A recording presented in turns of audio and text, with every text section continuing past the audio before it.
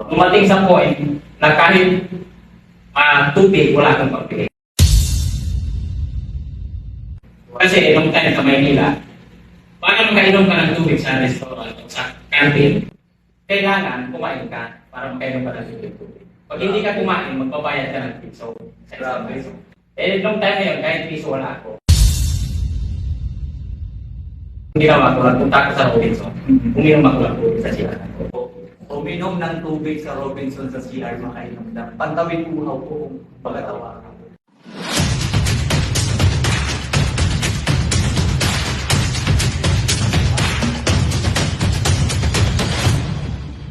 Hello there everyone, good morning, good afternoon, and good evening sa inyong lahat social media friends. By the way, I am Cedric Paz and welcome to our first ever podcast episode. Very special po ang ating bisita for today dahil itong tao na to ay dati siyang construction worker before pero very successful na ngayon, hindi ko napapatagalin pa. Please welcome everyone, one of the executive marketing director and green jacket ng IMG. Please welcome Sir Dennis Lonyosa. Magkano po bang kinikita ng isang construction worker? Depende. Minsan, depende kasi hindi naman pare-parehas yan. Merong mga tao na bibigay sa inyo ng medyo maganda. Pero kung ikaw ay laborer, 300 pesos. 300 pesos per day. 300 to 500 pesos talaga kung maisip ka na. Wow. Pero yung pagod, grabe, dugod pawis, yung init, yung risk ng trabaho, grabe po, no? So, sige po, next question natin, what is your problem and experiences na napagdaanan mo pagdating naman sa usaping financial? As a construction worker, paano niyo po ba na-handle yung pera niyo? Nagkakaroon po ba kayo ng mga problema sa paghawak ng pera? Nakakaipon po ba kayo as construction worker before? Pagdating sa usaping financial, talagang hirap na hirap tayo dyan kasi unang-una pagdating sa income, napakaliit. Pero yung gastusin natin, napakalaki. Lalo-lalo na nung time na nagkaroon ako ng live-in partner, nagkaroon ako ng anak.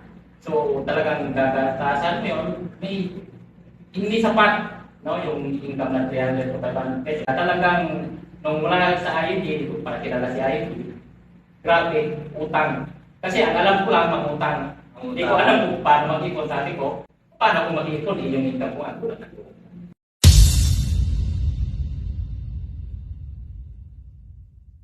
Tapos nakakabayad ng mga sir sa mga utang niyo, or Ang ginagawa ko, para magbabayad ako ng utang, umutang ulit ako. Para ibang bayad ng normal ko sa ibang tatay ko sa sunod. tama. Akala ko dati, yun ang yung magiging solusyon ko. Yun nga lang, habang tumatagal, napapansin ko, padami ng padami. Yun na yung time na talagang puro nag-aaway na kami. Dahil sa pera. Grabe po talaga, no? Yung time na tipong sasahod ka ng Sabado, pero pagdating ng linggo,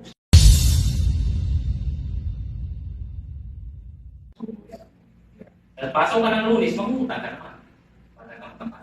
So may times po ba sir na talagang kinapos po talaga kayo na yung to the point na syempre construction worker, kailangan may mga ano lang yan, di ba?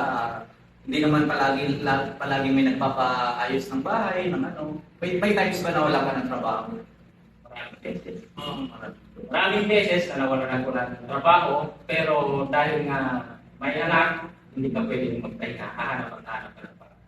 So sabi ko, kahit hindi ako makakain, makapagtrabaho na ako, may mayroon na ako. Dumating sa point na kahit tubig, wala akong pagpili.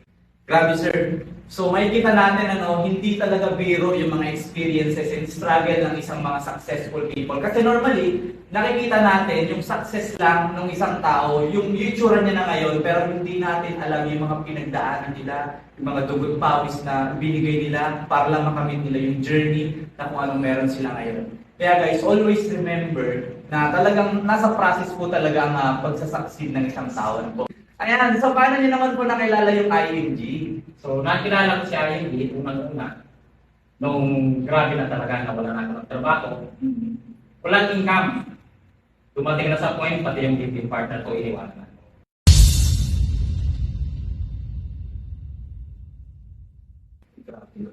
Kasi nga wala na akong income.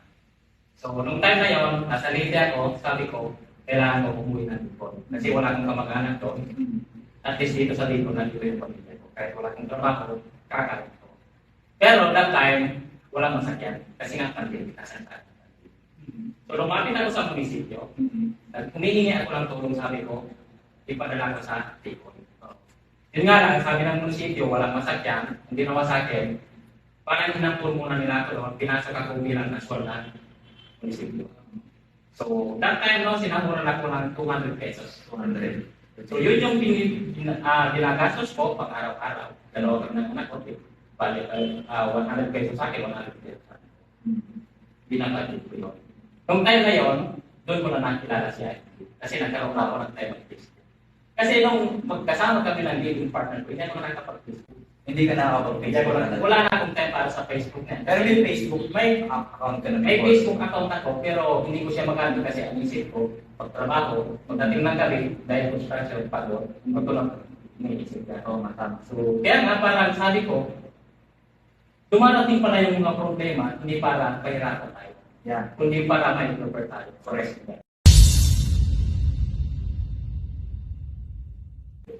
Kasi isipin mo, kung hindi ako iniwanan ng living partner ko, hindi ako nawala ng trabaho, hindi ko makikilala siya.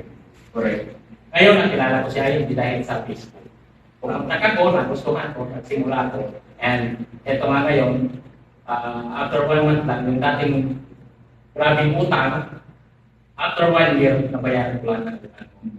So, ibig sabihin, sir, yung mga nanonood sa atin ngayon, pwedeng-pwede ang mabago ang buhay nila. Sa simpleng kwentuhan lang natin ito na mayroon silang pupulot na aral. Pwede talaga maging successful sila basta nandito sila sa IMG. Yes. Wow, grabe. So, Kasi, yun nga isa sa pinakamagandang tinuturo ni IMD is kung unang-una paano tayo makakaalis sa pagkakaroon. correct. Yan yung isa sa benefits na gusto ko dito. Yun, since IMG member ka na, sir, paano naman nabago ni IMG yung buhay mo pagdating sa finances? At ano na ba yung mga naitulong sa'yo ni IMG? Yung mga na-achieve mo na nandito ka ngayon sa IMG? Ayan. Unang-una, malaking bagay yung mga tinuturo ni IMG. Natulungan tayo ni IMG dahil sa mga tinuturo, ini-apply ko lang. So sa atin dito, no, kung mayroong makakapanood dito, ang advice ko lang, magsimula sila sa IMG.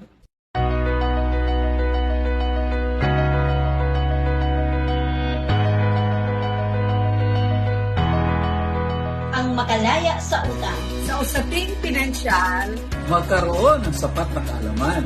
Matutong mag-ipon. para sa kinabukasan, ang pinagpaguran. Hindi masasayang. hindi mababaliwala. Pahalagahan ang kinikita. Para sa sarili. Para sa pamilya. Para sa mga mahal sa buhay. Ako. Tayo. Bahagi ako. Join ako. Sumusuporta ako. Kaya nating abutin ang 30 million Filipinos financially educated by the year 2030. Hashtag 30M 2030. Corina Sanchez Rojas, kasama ninyo sa isang makabuluhang misyon.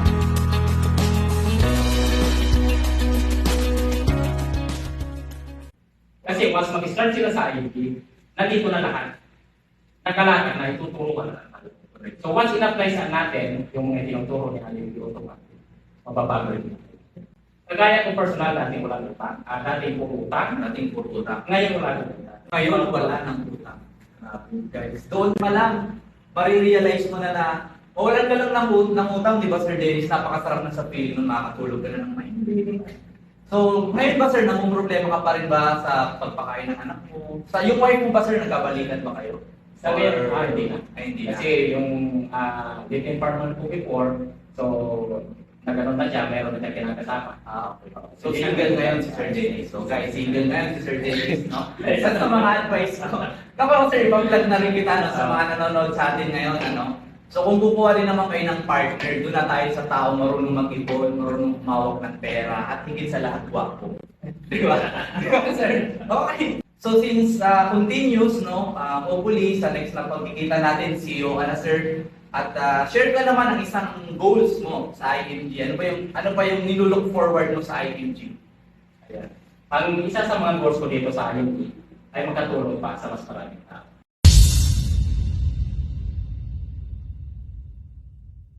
Ang ganda nun, guys. So dito sa akin, hindi mo natin iisipin yung income. Kasi ang income, susunod na lang yan pag may mga natutulungan ka. Correct. So ako, personal ko, gusto ko yung meron akong mga nakakasama kaya dito sa Bicol, dito sa Albay. Gusto ko yung meron sa susunod na yung mga makakasama. Kaya tuloy lang. Tuloy lang talaga, sir. So guys, napakaganda nun ano. Ang goal ni Sir Dennis is makatulong sa iba. Grabe, bihira yung mga taong gano'n. Kasi most of people talaga ngayon sakim di ba? Yung greediness ang gusto nila. Tsaka yung natutunan ko kanina sa training na ibinigay ni Sir Joss at saka ni Sir Ray, huwag daw tumingin sa position, di ba? Huwag ka lang basta sa title. Doon ka sa mission talaga ni IMG. No, to help people, especially financial literacy. Ano po yung message nyo doon sa mga hindi pa IMG members, especially sa mga kabataan ngayon? Alam mo ba, Sir Dennis, I am just only 21 years old.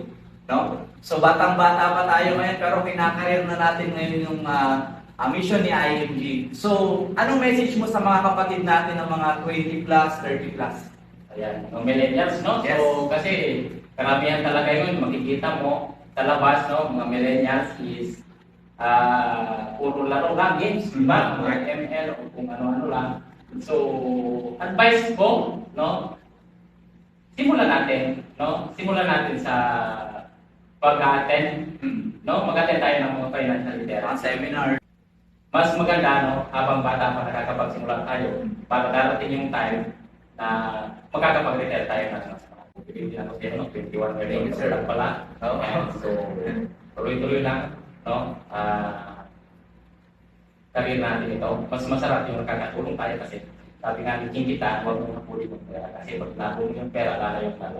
Correct. Yun din yung pinaka-favorite ko talagang motivation ni Sir Kita. So, ang gawin mo, hanapin mo kung paano ka makakatulong sa tao pag maging magaling ka. Kasi once na maging magaling ka na, automatic yung tao babayaran ka. Correct. Tamang-tama talaga, sir. Tsaka alam mo yung realization ko po dito, ano? Napakasarap kasi sa feeling na millennial, bata ka pa lang ngayon, especially nasa 20s ka pa lang, yung preparation mo maaga. So, maaga ka rin makakapag-retire.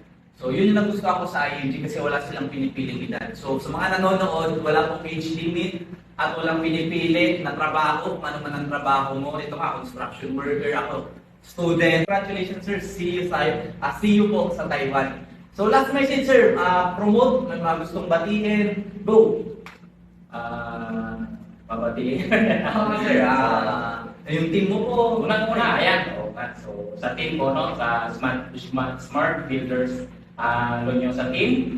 So, shout out, no, sa ating lahat, mga SMDs ko, kasi mga SMDs ko, puro sila nasa Korea.